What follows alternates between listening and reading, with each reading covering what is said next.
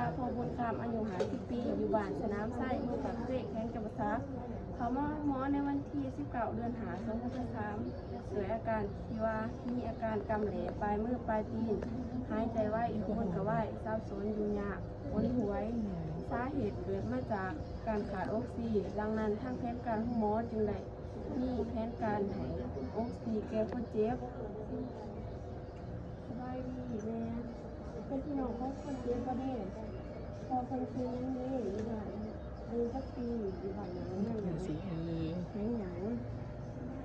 โดยอยู่เองนี่คือว่านักการตะวันเป็นผู้เป็นนักศึกษาการแพทย์ปีหนึ่งมันดูที่หนาที่หาที่สอบ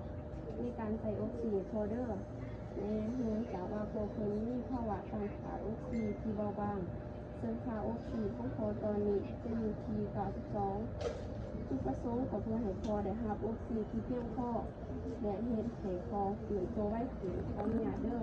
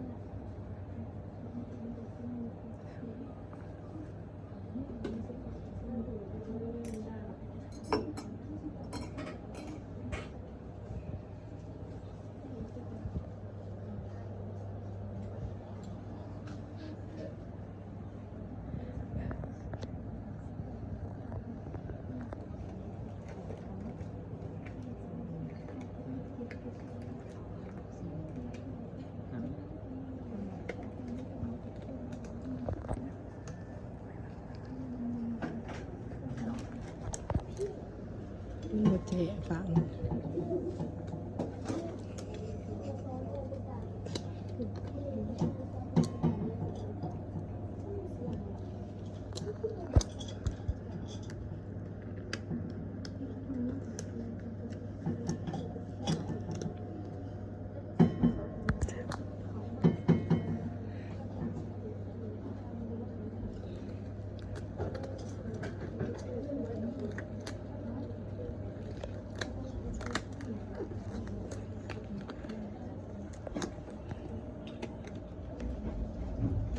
ย็นผมมัน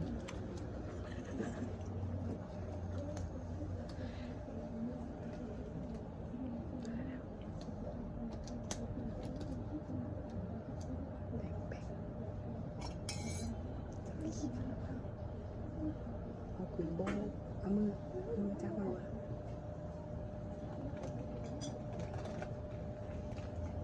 เลิกล้วน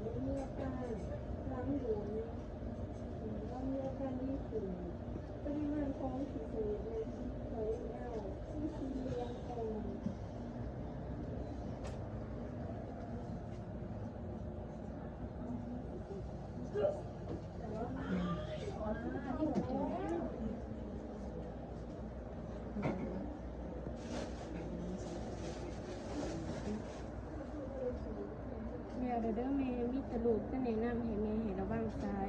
ปล่อยมันเคลื่อนหามถอดออกหรือว่าบนกับออกซีเด้อใจเด้อแม่ห้ามดินโทรศัพท์ใส่เครื่องออกซีเด้อค่ะเด้อแม่ห้ามสูบยา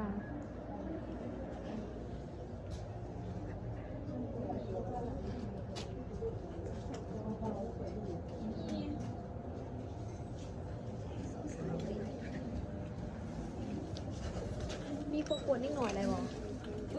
ใช่ว่าจะเตะเขาก็ว่ามีคมอะไรเนาะเขามีตัวจ่อครับประตา คุณนี่จะมาตามเลยกับพาแพ่ ประเทศได้ยัง พาแพ่หอมบวชก็หอเลย